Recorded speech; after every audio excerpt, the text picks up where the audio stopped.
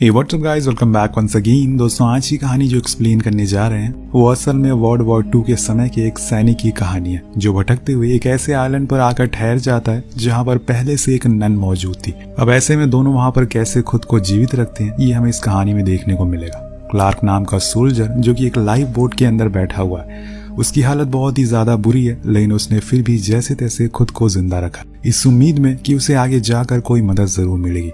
वो इस बोट पर पिछले कई दिनों से है, लेकिन आज जाकर उसे खुद के सामने एक जमीन दिखाई देती है जिसे देखकर वो बेहद ही खुश होता है और फौरन बोट को रोककर उसके पास ले जाने लगता है। लेकिन उसे डर था कि कहीं ये दुश्मन की चाल तो नहीं है, और इसीलिए वो बड़ी ही शांति से वहां पर खुद की बोट को किनारे पर लगाता है और धीमे पैर आगे बढ़ता है जहां पर उसे एक चर्च दिखाई देता है। अब क्लार्क सोच में पड़ जाता है कि ऐसे टापू पर जहां इंसान का नामो निशान नहीं है, ऐसे में यहाँ चर्च कैसे हो सकता। लेकिन वो ये भूल गया था कि जहां तक इंसान भी पहुंच नहीं सकते वहां पर गॉड पहले से मौजूद होते हैं। खैर, अब वो चर्च के करीब जाता है तो देखता है कि अंदर से एक नन बाहर झाड़ू लगाते हुए बाहर आ रही है, जो क्लार्क को अचानक से वहां पर खड़ा हुआ देखकर बहुत ही ज्यादा डर जाती है और उसे माफी मांगने लगती है। उसे लगता है कि शायद ये कोई दुश्मन है, लेकिन क्लार्क कहता है कि घबराओ मत, मैं जापानीज नहीं हूँ। वो शांत होती है और उसे अंदर आने को कहती है। वहां पर क्लार्क किसी इंसान की ग्रेव को देखता है पर पूछता नहीं कि वो किसकी है, जिसके बाद नन खुद के बारे में कुछ बातें बताती है कि उसका नाम एंजेलिना है, वो सिस्टर है यानी कि नन है जो कि धर्म प्रचार करती है। उसके लोग यहाँ इस टापू पर आए थे कुछ लोगों को अच्छी राह दिखाने के लिए, लेकिन उन्हें ये नहीं पता था कि यहाँ पर दुश्मन का जमावड़ा है।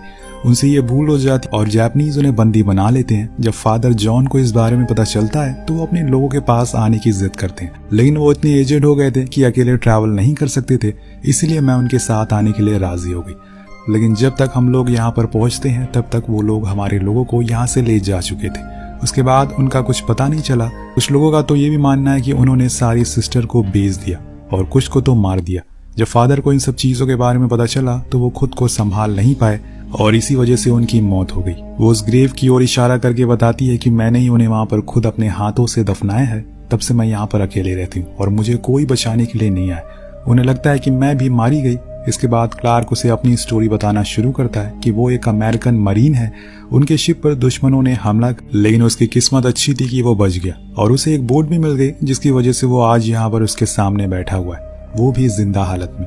लेकिन बाहर के हालात बहुत ही ज्यादा खराब हैं, किसी को भी किसी की जान की परवाह नहीं है। मैं तो अचंभित हूँ कि तुम कैसे खुद को इतने दिन से टापू पर जिंदा रख पाई हो। नन हंसने लगती है पर कुछ जवाब नहीं देती। अब कुछ देर बाद वो दोनों कुछ खाने के लिए ढूंढने लगते हैं। इसमें क्लार्क उसकी मदद करता और एक पहाड़ पर चढ़कर वहां से कुछ नारियल तोड़ता है और फिर वो उसे नन को दे देता है। इसी दौरान उसे वहां पर एक गुफा भी मिलती है, लेकिन उसके अंदर वो किसी और दिन जाएगा। फिलहाल उसे हैवी खाना चाहिए। तभी उसकी नजर समुद्र में तैर रहे एक टर्टल पर पड़ती है, जिसे पकड़ने के लिए वो अपनी बोट पर बैठता और नन को भी बैठने को कहता है। अब दोनों ही उसके पीछे पीछे जाते हैं, लेकिन ये इतना आसान नहीं होता। क्लार्क तो पानी में भी एक बार गिर जाता है, पर आखिर में वो उसे पकड़ ही लेता है और उसे पकड़कर खाते हैं। भोजन के समय तो क्लार्क उसे बताता है कि उसने 300 मील का सफर इस बोट पर तय किया है, पर बीच में उसे कभी भी डर नहीं लगा क्योंकि उसे यकीन था कि ये जंग जल्दी ही खत्म हो जाएगी। वो खुद के बारे में भी बताता है कि वो एक अनाथ है और 14 साल वो एक अनाथालय में ही रहा है, लेकिन फिर उसके बाद उसने आर्मी ज्वाइन करने का फैसला किया ताकि वो अपने देश के लिए कुछ कर सके। वहीं दूसरी ओर नन कहती है कि वो भी उसी तरह एक अनाथ है, लेकिन उसे हमेशा से गॉड के करीब ही रहना था, इसीलिए उसने नन बनना ही बेहतर समझा ताकि वो लोगों को सही राह दिखा सके। मुझे इस काम में बहुत खुशी मिलती है। यहाँ पर क्लार्क उसे फ्लर्ट करने की भी कोशिश करता है, लेकिन वो उस बात को इग्नोर कर देती है। तभी उन्हें आसमान में कुछ दिखता है जो कि जापानीज फाइटर प्लेन होते। उन्हें कैसे भी करके उनसे बचना है, वरना अगर ये उन्हें दिख गए तो वो दोनों ही मारे जाएंगे। इसीलिए क्लार्क नन को उस गुफा के बारे में बताता है जो कि उसने आज सुबह देखी थी। वहां पर रहने पे वो लोग सेफ रहेंगे। दोनों भागते हुए उस पहाड़ पर जाते हैं और उसी में छुप जाते हैं। कुछ देर बाद जब क्लार्क बाहर देखता है तो दुश्मनों ने पूरे टापू को जला दिया था। हर जगह बस आग जल रही थी, जिसमें वो चर्च भी तबाह हो जाता है और बची थी तो सिर्फ राख, जो देखकर नन बहुत उदास हो जाती है और क्लार्क से कहती है कि तुम ऐसे सरवाइव नहीं कर पाओगे। इतने में वो लोग देखते हैं कि बहुत सारे जापानीज सैनिक टापू में घुसते जा रहे हैं। शायद उन्हें भनक लग गई है कि कोई यहाँ पर रह रहा है, और जब अगली सुबह क्लार्क सोकर उठता है तो बाहर का नजारा देखता है। सब कुछ खत्म हो चुका था। उसके यहाँ से बाहर जाने का एक ही जरिया था, वो लाइफ बोट, और वो भी उन्होंने जला दी। अब वो कैसे यहाँ से बाहर जाएगा। वहीं नन को अपने जले हुए चर्च को देखकर रोना आ रहा था, पर तभी उनकी नजर किनारे पर पड़ती है जहाँ पर कुछ सैनिक अंदर आ रहे थे और इनकी संख्या बहुत ही ज्यादा है, इसलिए वो दोनों फिर से अंदर छुप जाते हैं और नन कहती है कि मैं ऐसा करती हूँ कि खुद को उनके हवाले कर देती हूँ जिससे कि तुम बच जाओगे। लेकिन क्लार्क मना करता और उसे समझाता है कि वो लोग तुम्हारा ऐसा हाल करेंगे कि तुमने सोचा भी नहीं होगा, इसीलिए बेहतर है कि यहाँ छुपे रहो, हमारे लिए यही सही है। उस शाम जब अंधेरा हो जाता है तो क्लार्क चुपके से समुद्र किनारे पर जाता है और वहां से कुछ खाने के लिए मछलियां पकड़ने लगता है। लेकिन इतने में वहां पर एक जापानीज बोट गुजरती है जिसकी वजह से उसे वहां पर छुपना पड़ता है। ऐसा ही उसे बहुत देर तक करना पड़ता है क्योंकि वो लोग पेट्रोलिंग पर होते हैं, अगर वो वापस गुफा में गया तो मारा जाएगा, इसीलिए उसे मजबूरन अपने ऊपर काली मिट्टी लगाकर जापानीज कैंप में जाना पड़ता है। वहां जाकर वो कुछ खाने के सामानों को इकट्ठा करने लगता है, लेकिन इतने में कुछ सैनिक आ जाते हैं और वहीं पर बैठ जाते हैं, जिसकी वजह से क्लार्क को पूरी रात वहीं गुजारनी पड़ती है। अगले दिन जब नन की आंख खुलती है तो वो देखती है कि वहां पर क्लार्क मौजूद नहीं है। उसे चिंता होने लगती है। उधर क्लार्क एक एक करके बहुत सारे खाने के सामानों को भर लेता है और फिर जब दुश्मन प्रैक्टिस के लिए बाहर जाते हैं तो वो वहां से निकल जाता है। लेकिन यहाँ नन जब गोलियों की आवाज सुनती है तो उसे लगता है कि शायद क्लार्क को उन लोगों ने मार दिया और इसीलिए वो पत्थर पर सर रखकर रोना शुरू कर देती है। पर इतनी देर में वहां पर क्लार्क आ जाता है और उसे बहुत सुनाता है कि उसे गुफा से बाहर नहीं निकलना चाहिए क्योंकि यहाँ पर खतरा बहुत ज्यादा है। अब वो उसे ले जाकर फौरन अंदर बंद कर देता है और फिर कभी बाहर ना निकलने की सलाह देता है। थोड़ी देर बाद वो नन को अपने बैग दिखाता है जिसमें वो खाने के सामानों को उस कैंप से चुरा कर लाया था। लेकिन नन बहुत ही ज्यादा घबराई हुई थी।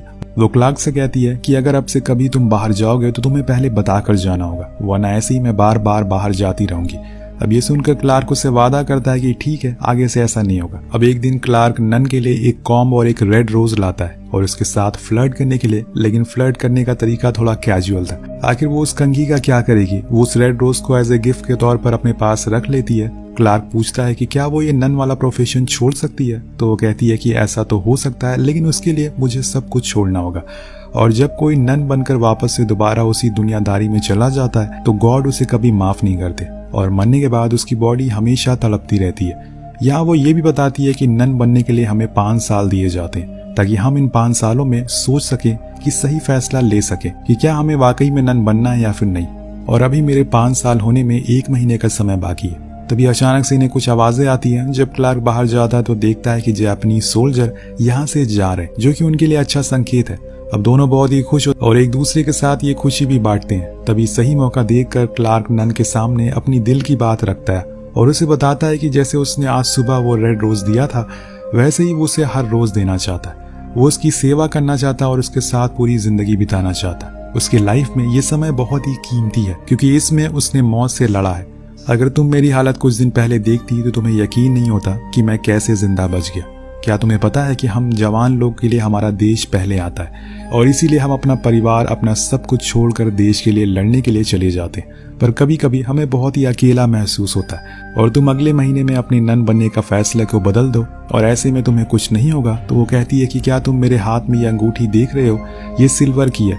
ये तब पहनते हैं जब हम जीसस की कसम खाते हैं कि अब हम नन बनने के लिए तैयार हो रहे हैं, और जब बन जाते हैं यानी कि 5 साल बाद तब हम गोल्ड की पहन लेते हैं। यही हमारा रिवाज है और हमारी जिंदगी ऐसे ही सादगी से चलती रहती है। मैं ऐसा नहीं कर सकती। ये सुनकर क्लार्क उदास हो जाता है और जाकर किनारे पर खड़ा हो जाता है। तब उसके पास नन आती है जिसका असली नाम एंजेलिना है, जिसे क्लार्क कहता है कि शायद तुम्हारा फैसला सही हो क्योंकि मैं ज्यादा समय बॉर्डर पर रहूंगा और ऐसे में तुम्हें कुछ पता ही नहीं होगा कि मैं जिंदा हूँ या फिर मर गया हूँ। अब उस रात वो लोग खाना खा रहे होते हैं कि तभी क्लार्क के हाथ में एक जापानीज ड्रिंक लग जाती है जिसको पीने के लिए वो उसे खोलता है और नन को भी देता है। पर वो इतनी ज्यादा ड्रिंक कर लेता है कि उसके मुंह से अनाप शनाप शब्द निकलना शुरू हो जाते हैं, जैसे कि वो नन बनकर क्या करेगी, इससे बेहतर है कि वो उससे शादी कर ले। वो उसके साथ जबरदस्ती भी करना शुरू कर देता है। तो एंजेलिना वहां से उठकर चली जाती है और जंगल में ही वो रात गुजारती है। जब अगले दिन क्लार्क उठता है तो नन उसे कहीं दिखाई नहीं देती और वो भागते हुए जंगल में जाता है जहाँ पर वो बेहोश हालत में पड़ी हुई थी। उसके कपड़े बारिश की वजह से भीग गए, इसीलिए वो फौरन उसे कैंप में उठाकर लाता है। लेकिन फिर वो जापानीज सैनिक वापस आ गए थे। अब वो उसे लेकर फौरन गुफा में जाता है, लेकिन यहाँ पर नन को गर्म कपड़ों की जरूरत थी और यहाँ पर वो खुद की जान जोखिम में डालकर उन जापानीज कैंप में जाता है और गर्म कपड़ों को चुराने लगता है। लेकिन इतने में ये जवान उसे देख लेता है, जिसके बाद क्या था, मजबूरन क्लार्क को उसे मारना पड़ता और फिर उसकी लाश को छुपा कर ले जाकर किनारे पर दफना देता, जिससे किसी को भी उस पर शक ना हो। उसके बाद वो उस गर्म कपड़ों को लाता है और नन को पहना देता है। जब 2 दिन बाद उसे होश आता है तो वो खुद को ऐसी हालत में देखकर हैरान हो जाती है कि आखिर उसके कपड़े किसने बदले। और तब वो अपने पास क्लार्क को बैठा हुआ देखती है जो उसे बताता है कि उसकी मरने वाली हालत हो गई थी और इसीलिए उसने उसके कपड़े चेंज किए। इसीलिए वो उससे माफी भी मांगता है क्योंकि उसने वो जानबूझकर नहीं किया था और नन भी उसे माफ कर देती है। और आखिर में वो कहती है कि मैं तुम्हारी वजह से वहां से नहीं भागी, कल रात में बल्कि तुमने जो बातें मुझसे कह दी उससे मैं सुन नहीं सकती, इसीलिए मैं वहां से चली गई। थोड़ी देर बाद बाहर से गोलियों की आवाज आती है तो क्लार्क बताता है कि मैंने गलत सोचा था, वो लोग फिर से वापस आ गए हैं, इसीलिए हमें कुछ करना होगा। कि शायद गॉड को ये मंजूर नहीं है कि मैं नन बनूं, या फिर वो ये चाहते हैं कि हम दोनों ही उनके पास चले जाएं एक साथ, जैसे उन्होंने एडम और ईव को भेजा था वैसे ही उन्होंने ये हमें यहाँ पर भेजा है। लेकिन अब हमारा काम खत्म हो गया है। पर क्लार्क उसकी बात को नहीं मानता और बाहर जाकर देखता है कि उस टापू के चारों ओर आग जल रही है। उन्हें उनकी साथी की लाश मिल गई है, जिसकी वजह से वो हर जगह अब उसके कातिल को ढूंढ रहे हैं और अब वो किसी भी हाल में उसे मार कर रहेंगे। ये बात जब क्लार्क नन को बताता है तो वो परेशान हो जाती है और प्रे करना शुरू कर देती है। पर क्लार्क फैसला करता है कि वो खुद जाकर अपने आप को उनके हवाले कर देगा, जिससे कि उसकी जान बच जाएगी। लेकिन नन उसे ऐसा करने से रोकती है। तभी वहां पर बाहर से कुछ आवाजें आती है। उन्होंने उस गुफा को आखिर ढूंढ ही लिया था, इसीलिए वो इन दोनों से कहते हैं कि जो भी लोग अंदर हैं वो बाहर आ जाए, वरना हम लोग गुफा को अंदर से उड़ा देंगे। अब क्लार्क के पास कोई जवाब नहीं होता, इसीलिए वो चुपचाप जाकर पीछे बैठ जाता है। उसने अपनी मौत को स्वीकार कर लिया। उधर नन भी प्रे करने लगती। उन दोनों को लगता है कि यही उसका आखिरी समय है। लेकिन तभी दोस्तों बाहर से कुछ आवाजें आने लगती है। ऐसा लग रहा था कि बाहर बम फट रहे। वो सभी चिल्लाना शुरू कर देते हैं। क्लार्क समझ जाता है कि अमेरिकन सोल्जर बाहर आ गए और इसीलिए सभी सोल्जर भाग रहे हैं। लेकिन ये बॉम्ब हर जगह गिर रहे हैं, इसीलिए उनका बाहर जाना सेफ नहीं है। बेहतर है कि अभी वो लोग यहीं पर रहें और प्रे करते रहें। कुछ समय बीत जाने के बाद उसके दिमाग में एक ख्याल आता है। वो फौरन खड़ा उठता और कहता है कि अगर अमेरिकन यहाँ पर आए हैं तो वो जापानीज के बिछाए हुए बॉम्बों के जाल में फंस जाएंगे और मारे जाएंगे, इसीलिए मुझे कैसे भी करके उन्हें डिफ्यूज करना होगा, तभी वो हम तक पहुंच सकेंगे। वो बाहर जाता और देखता है कि कोई भी जापानीज सोल्जर वहां बचा नहीं है, हर तरफ बम फट रहे हैं। इसीलिए वो एक एक करके उन्हें डिफ्यूज करना शुरू कर देता है और आखिर में वो जाकर उस मेन मशीन को भी खराब कर देता है, जिससे कि वो काम करना बंद कर देती है। इसमें क्लार्क को चोट भी आती है, लेकिन उसने कई सोल्जर की जान बचा ली थी। कुछ देर बाद सब कुछ शांत हो जाता है और ये दोनों बाहर आ जाते, जहां पर नन उसका इलाज करती है और उसकी मरहम पट्टी करती है। तब क्लार्क कहता है कि अब शायद हमारा अंत करीब है, हम शायद इसके बाद कभी ना मिले, ये हमारी आखिरी मुलाकात हो सकती है। तो नन कहती है, लेकिन मैं तुम्हें हमेशा अपने दिल के करीब रखूंगी, क्योंकि तुमने मुझे इतने दिनों में एक जीने की उम्मीद दी है। तुम मेरे हमेशा सबसे अच्छे दोस्त रहोगे, भले ही हम कितनी दूर क्यों ना हो। अब दोनों इमोशनल हो जाते हैं और इतने में वहां पर यूएस मरीन आ जाती है, जिन्हें देखकर वो उन्हें सिगरेट मांगता है। फिर उसे मुंह में दबाकर वहां से स्ट्रेचर पर उसे सभी ले जाने लगते और उसके पीछे पीछे नन भी मौजूद थी। इन दोनों की कहानी तो अधूरी रह गई, लेकिन दोनों के दिलों में दोनों के लिए एक अच्छी याद बनकर हमेशा जिंदा रहेगी। तो दोस्तों इसी तरह से ये कहानी यहीं खत्म हो जाती है। इस वीडियो पर एम करते हैं 350 कमेंट का और 3000 लाइक का, जिसे पूरा करना मत भूलिएगा। मिलते हैं अगले वीडियो में। Peace out.